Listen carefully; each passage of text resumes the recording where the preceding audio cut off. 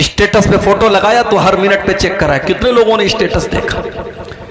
Facebook पे photo डाला तो हर मिनट में चेक कर रहा है कितने लोगों ने मेरे फोटो को लाइक किया। अरे नालायक, लोगों के लाइक की इतनी फिक्र करता है, काश दुनिया अल्लाह के लाइक की फिक्र की होती। फोटो तो तुमने फिल्टर करके, आज तो माशाल्लाह ऐसे ऐसे ऐप आ रहे कि भाई अमेरिका के गोरे को अफ्रीका का काला बना दो, अफ्रीका के काले को अमेरिका का गोरा बना दो। ऐसे ऐसे ऐप आ रहे, जवान को बूढ़ा बना दो। एक साहब ने मेरा फोटो भेजा एडिट करके, दाढ़ी वाड़ी गायब और बाल बिल्कुल बॉलीवुड के हीरो की तरह उड़ रहा है, और पैंट और कोट पहन करके मुझको भेज करके कहने लगे ये पहचान रहे कौन है। मैंने कहा मैं तो नहीं पहचानू, कौन है? आपका फोटो है, एडिट करके मैंने बनाया है। तो ये दौर है मेरे भाई, एडिट करके किसी फोटो आप बदल सकते हैं, मर्द को औरत बना सकते हैं, जवान को बूढ़ा बना सकते हैं, बूढ़े को जवान बना सकते हैं। वो दौर है ये। अब हमारा नौजवान बेचारा जब फोटो लेता है ना, मैं कहीं प्रोग्राम में जाता हूँ, बाज नौजवान आते हैं, बोले सब एक सेल्फी ले लेता हूँ। तो मैं देखता हूँ तो वो मोबाइल पर डायरेक्ट कैमरे से सेल्फी नहीं लेता, उसमें ऐप आता है स्नैपचैट और फलाना और डिकाना, तो उससे वो और खूबसूरत बनने लगता है अपने आप। अब ये फोटो वो फेसबुक पे डालता है और साहब बड़ी उसको फिक्र है कि मेरे फोटो को कितने लोगों ने लाइक किया। मेरे नौजवान साथियों, जितनी फिक्र आपको अपने इस फोटो के लोगों के लाइक करने की है, काश इतनी फिक्र इस बात की होती कल कयामत के दिन अल्लाह ताला हमको लाइक करेगा कि नहीं करेगा। अल्लाह की कसम, आपने अपने चेहरों को बहुत खूबसूरत बना भी लिया और बहुत मेकअप करके, मेरी प्यारी माँ बहनों, आपने अपने आप को खूबसूरत बना भी लिया। ब्यूटी पार्लर में आजकल देखिए वीडियो भी आता होगा फेसबुक के ऊपर कि बूढ़ी औरत को ब्यूटी पार्लर वाले जवान बना देते हैं, काली औरत को गोरी बना देते हैं, बदसूरत को खूबसूरत बना देते हैं। आपने ब्यूटी पार्लर में जाकर के अपनी बदसूरती को खूबसूरती में तब्दील कर भी लिया, अपने चेहरे को खूबसूरत बना भी लिया। मगर माफ करना मेरी बहनों और माफ करना मेरे भाइयों, अगर आपका दिल खराब है और आपका अमल सही नहीं है तो कल कयामत के दिन आपका अंजाम और हमारा अंजाम क्या होने वाला है। अल्लाह कुरान में फरमाता है ववुजूहु यौमइज़िन अलैहा गबरा तरहकुहा कतरा उलाइका हुमुल कफरतुल फजरा। कयामत के दिन कुछ ऐसे भी लोग आएंगे जिनके चेहरे काले कलूटे होंगे, जिनके चेहरों पर अल्लाह ताला तारकोल पोत देगा, उनके चेहरे बड़े बदसूरत हो जाएंगे, बड़े भयानक हो जाएंगे। वो दुनिया में बड़े हैंडसम रहे होंगे, बड़े स्मार्ट और बड़े खूबसूरत रहे होंगे, मगर कयामत के दिन उनके चेहरे बड़े बदसूरत बना दिए जाएंगे। ये कौन लोग होंगे? फरमाया उलाइका हुमुल कफरतुल फजरा। ये वो लोग होंगे जो अल्लाह का इनकार करने वाले, उसकी शरीयत का इनकार करने वाले, ये हराम खाने वाले और गलत काम करने वाले और नाजायज काम करने वाले और अल्लाह को नाराज करने वाले काम करने वाले होंगे। दुनिया में इंसान फेसबुक चला रहा है, मोबाइल चला रहा है, कोई गलत चीज देख लिया, अब डर भी है कि माँ के हाथ में लग गया, भाई के हाथ में लग गया तो देख न ले, तो क्या करता है? डिलीट कर देता है। ब्राउजर पे कोई चीज देखा, डिलीट, व्हाट्सएप की चैटिंग डिलीट, फेसबुक का मैसेंजर की चैटिंग डिलीट, सब डिलीट कर दिया। दुनिया से आपने सब डिलीट कर दिया।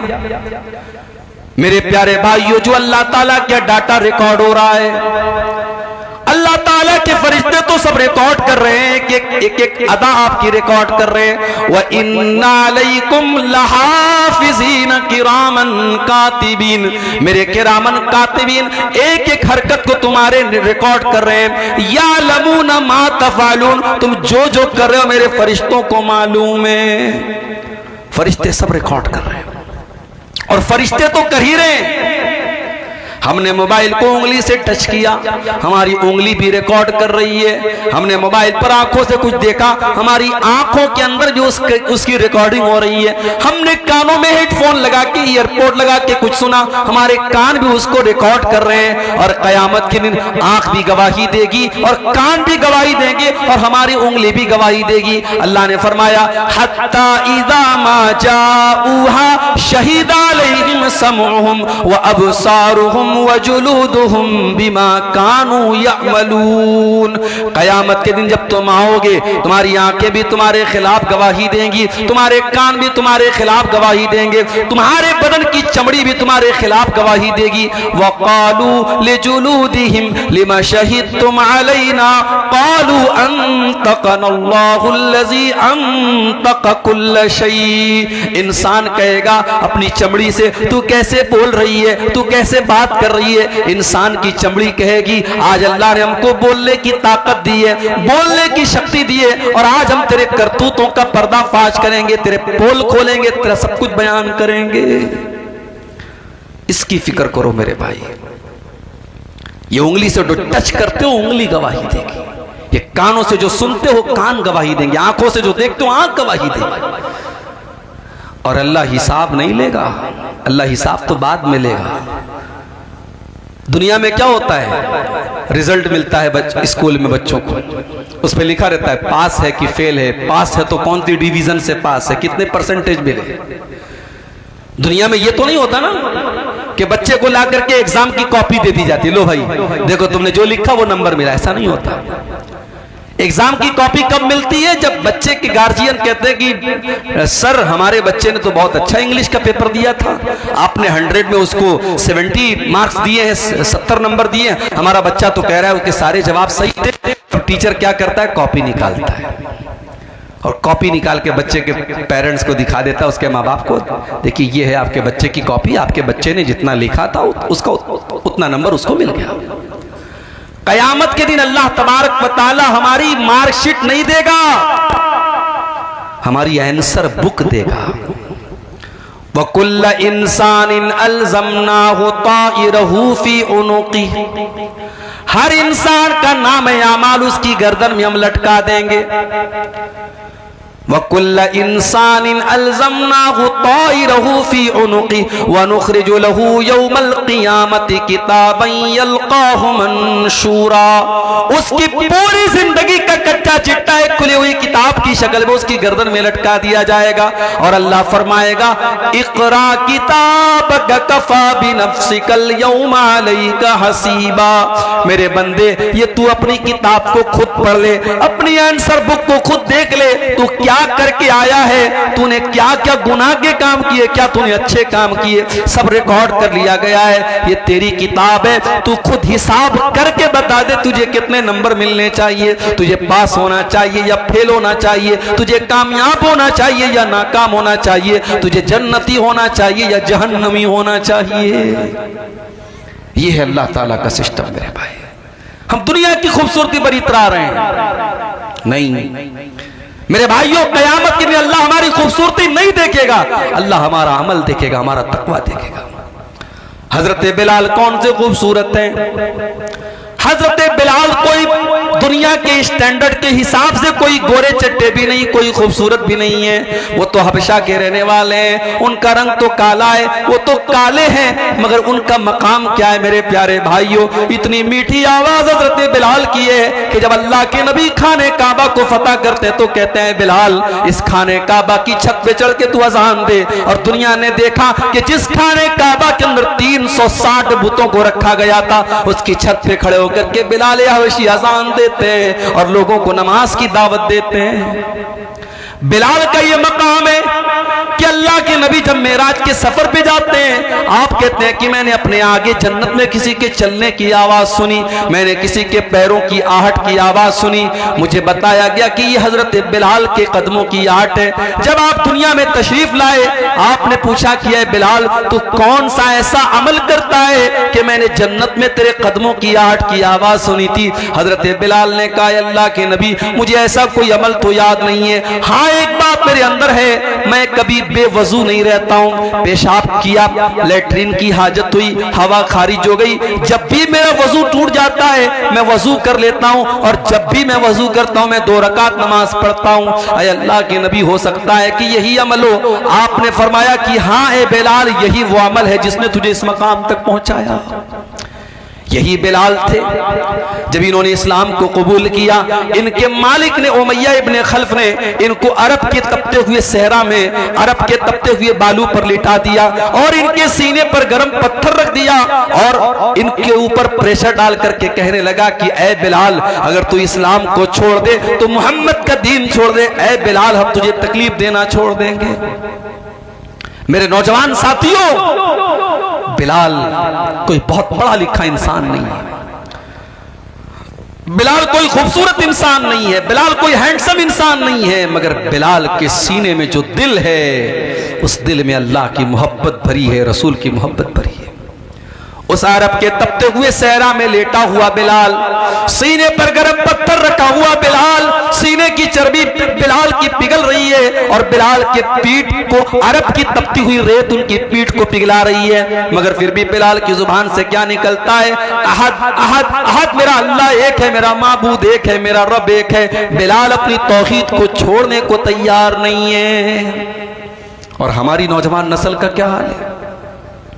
बरेली शहर, उत्तर प्रदेश के बरेली शहर में 8 साल तक मदरसे में पढ़ने वाली लड़की फेसबुक पर किसी ने आई लव यू बोल दिया, मोहब्बत का इकरार कर दिया, उसके जाल में फंसती है और इस्लाम को छोड़ करके उसके मजहब में दाखिल होती है, उसके साथ जाके शादी कर लेती है। ये हमारी कौम की हालत है। शर्म से चुल्लू पर पानी में डूब मरना चाहिए हमें। हमको तो लगता है कि साहब ये तो अखबार में खबर आई है, ये सिर्फ एक खबर नहीं है, ये पूरी कौम के लिए सोचने का मकाम है मेरे भाई। और इसीलिए मैं कहता हूं कि इन मदरसों को आप हकीर मत समझो। जब तक ये मदरसे बाकी हैं, आपके बच्चों और बच्चियों को अल्लाह और उसके रसूल के बारे में बताया जा रहा है। आपके कॉन्वेंट स्कूलों में नहीं बताया जा रहा है, आपके इंग्लिश स्कूलों में नहीं बताया जा रहा है उसको इस्लाम के बारे में, तौहीद के बारे में।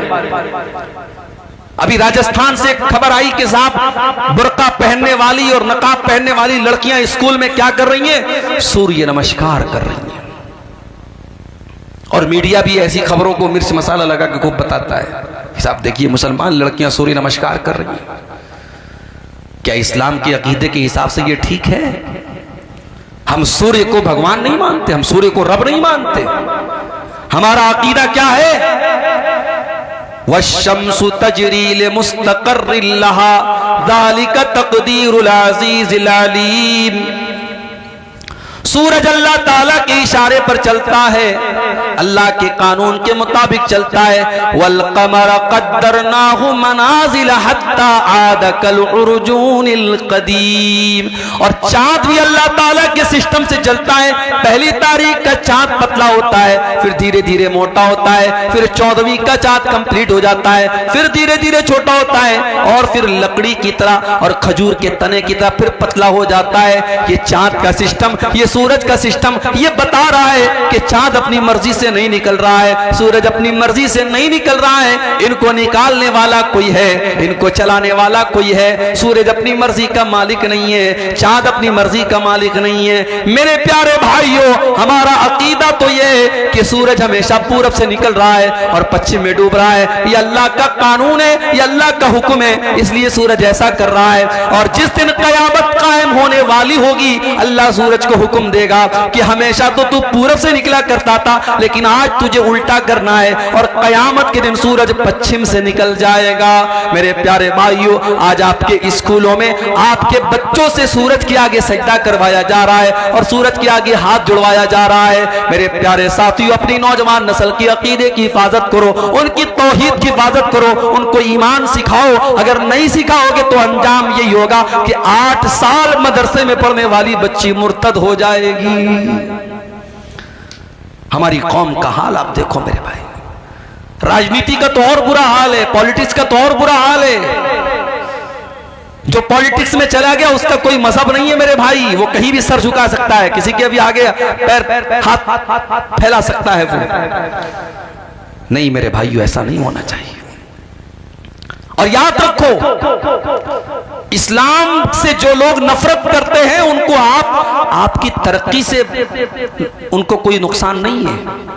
आप पैसा कमाइए, आप घर बनाइए, आप अच्छा कपड़ा पहनिए, उनको इससे प्रॉब्लम नहीं है। उनको प्रॉब्लम आपके इस्लाम से है, उनको प्रॉब्लम आपके दीन से, आपके ईमान से है।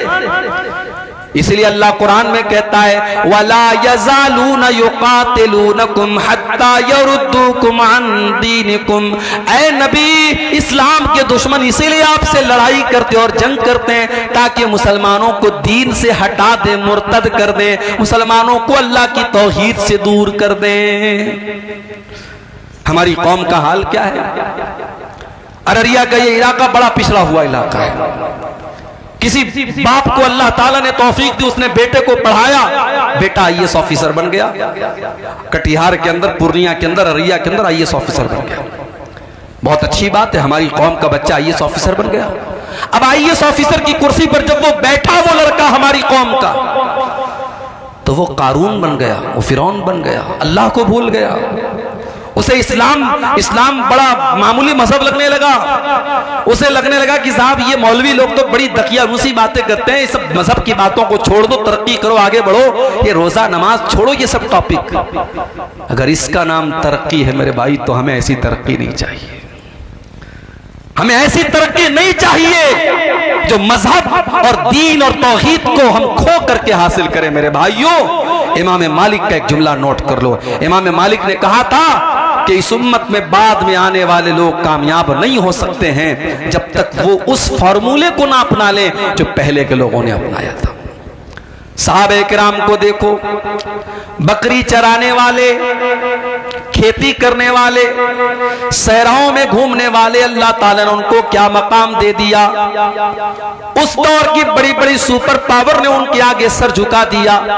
ईरान की सुपर पावर जिसको किसरा कहा जाता था, और रोम की सुपर पावर जिसको कैसर कहा जाता था, कैसर और किसरा ने भी उनको सैल्यूट किया और उनके आगे झुकना पड़ा। और बैतुल मुकद्दस जो एक जमाने तक यहूदियों के कब्जे में, ईसाइयों के कब्जे में था, उस बैतुल मुकद्दस को भी मुसलमानों ने अपने कंट्रोल में लिया और वहां पर नमाज शुरू हो गई। मेरे प्यारे साथियों, ये सारे के सारे हालात सहाबे किराम के दौर में हुए। सहाबे किराम ने तरक्की के नाम पर अपने दीन को नहीं छोड़ा, अपने ईमान को नहीं छोड़ा, अपने इस्लाम को नहीं छोड़ा। उन्होंने वक्त की फिरौनों की आंखों में आंखें मिला करके उनको घुटनों के बल गिरने पर मजबूर कर दिया, मगर अपने दीन और अपने ईमान से कभी कॉम्प्रोमाइज नहीं किया। खुद न थे जो राह पर औरों के रहबर बन गए, क्या नजर थी जिसने मुर्दों को मसीहा कर दिया। कल तक जो मुर्दा थे, अल्लाह के प्यारे नबी ने उनको मसीहा बना दिया। मेरे प्यारे साथियों, आज हमें भी तरक्की करना है, हमें भी जमाने की आंखों से आंखें मिलाना है, मगर इस्लाम को छोड़ना नहीं है, ईमान को छोड़ना नहीं है, तौहीद को छोड़ना नहीं है। मेरे भाइयों, मैं चाहता हूं कि आपके बच्चे आईएएस ऑफिसर बने, मैं चाहता हूं आपके बच्चे वकील बने, मैं चाहता हूं आपके बच्चे जज बने, मगर याद रखो, मैं ये भी चाहता हूं आपका बेटा जब वकील बने तो उसके दिल में ईमान की मोहब्बत भी हो। जब वो अदालत में केस लड़ने जाए तो कोई झूठा केस न लड़े, वो सच्चाई के लिए लड़े। मैं चाहता हूं आपकी कौम का बेटा, हमारी कौम का बेटा जज की कुर्सी पर बैठे तो वो किसी ओहदे की लालच में गलत फैसला न कर दे, वो रिटायरमेंट के दिन, आखिरी दिन ऐसा फैसला करके पूरी कौम को मुसीबत में डाल करके अपने रिटायरमेंट का प्लान न बनाने लगे, बल्कि वो जज की कुर्सी पर बैठ करके इंसाफ का, जस्टिस का, न्याय का काम करे। मैं ये चाहता हूं मेरी कौम के बच्चे डॉक्टर बने, लेकिन डॉक्टर बनने का मकसद सिर्फ गरीबों का खून चूसना ना हो, उनकी जेब से पैसे निकालना ना हो, बल्कि उस डॉक्टर का काम कौम की खिदमत करना हो। वो कोई गरीब मरीज आए तो उसका इलाज फ्री में भी कर दे, वो अगर किसी को परेशान हाल देखे तो उसकी मदद के तौर पर उसका फ्री में इलाज कर दे, उसके दिल में गरीबों का दर्द हो। ऐसा ना हो कि मरने वाला तो मर गया और उसकी बॉडी को आईसीयू में रखे हुए है और उसके घर वालों से पैसा वसूला जा रहा है, एक एक घंटे का पैसा लिया जा रहा है, मरने वाला बेचारा मर चुका है और फिर भी उसके घर वालों से पैसा लिया जा रहा है। मेरे भाइयों, ऐसे चोर और लुटेरे डॉक्टर हमें नहीं चाहिए। हम ये चाहते हैं मेरे भाई, हमारी कौम तरक्की करे, हमारा पिछड़ापन दूर हो, मगर सबके बाद हम अल्लाह। अकबर इलाहाबादी का एक शेर है ना, तुम शौक से कॉलेज में पढ़ो, चरक पे झूलो, जायज़ है गुब्बारों में उड़ो, चरक पे झूलो, बस एक सुखन बंदे आजिज कर रहे याद, अल्लाह को और अपनी हकीकत को न भूलो। हम यही चाहते हैं, हम अल्लाह को भूलने वाले न बन जाएं मेरे भाई। इसलिए कि जो अल्लाह को भूल जाएगा वो ना दुनिया में चैन पाएगा ना आखिरत में चैन पाएगा। वमन आरज़ अन ज़िक्री फ़इन्न लहू मईशतन ज़न्का, अल्लाह फरमाता है जो मुझे भूल जाएगा, जो मेरे जिक्र से मुंह मोड़ेगा, जो मेरी शरीयत से मुंह मोड़ेगा, हम उसकी जिंदगी को बेचैनी वाली जिंदगी बना देंगे। व नहशुरुहु यौमल क़ियामति आमा, और क़यामत के दिन हम उसे अंधा बना करके उठाएंगे। क़ाल रब्बि लिमा हशरतनी आमा, और क़यामत के जब अंधा बना करके उठाएंगे तो कहेगा अल्लाह मुझे अंधा क्यों बना दिया। अल्लाह फरमाएगा कज़ालिका अततका आयातुना फनसीतहा व कज़ालिकल यौम तुनसा। ऐ मेरे बंदे, जब कुरान पढ़ा जाता था, जब मेरे नबी की हदीसें पढ़ी जाती थी, तू भी तो अंधा और बहरा बन जाता था। तो तू कुरान को सुनता था न हदीसों को सुनता था, मेरी बातों को तू सुन करके अनसुना कर दिया करता था। आज हम तुझे भूल जाएंगे।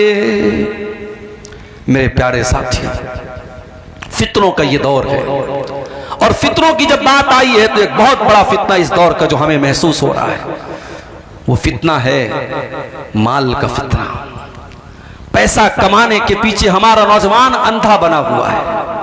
मेरे पास अभी व्हाट्सएप पर मैसेज आया, मौली साहब एक कंपनी आई है, 10,000 रुपया लगा दो, हर महीने 2,000 रुपये मिलेंगे, 5 महीने में रकम खाली हो जाएगी, उसके बाद जो पैसा मिलेगा सब बेनिफिट होगा। मैंने कहा वो कंपनी कारोबार क्या करती है? कहा मौली साहब ये तो नहीं पता। कहते क्रिप्टो कोई कंपनी है, क्रिप्टो की कंपनी है, वो पैसा ले रही है। मैंने कहा कारोबार क्या करती है नहीं मालूम, पूरे गांव के लोग पड़े हुए हैं, मौलवी साहब मस्जिद के इमाम साहब भी वो काम कर रहे हैं। माफ करना मेरे भाई, कोई काम अगर इमाम साहब शुरू कर दे तो वो जायज नहीं हो जाएगा। कोई काम अगर मौलवी साहब शुरू कर दे तो वो जायज नहीं हो जाएगा। आपको पता करना पड़ेगा कि वो काम जायज भी है कि नहीं है।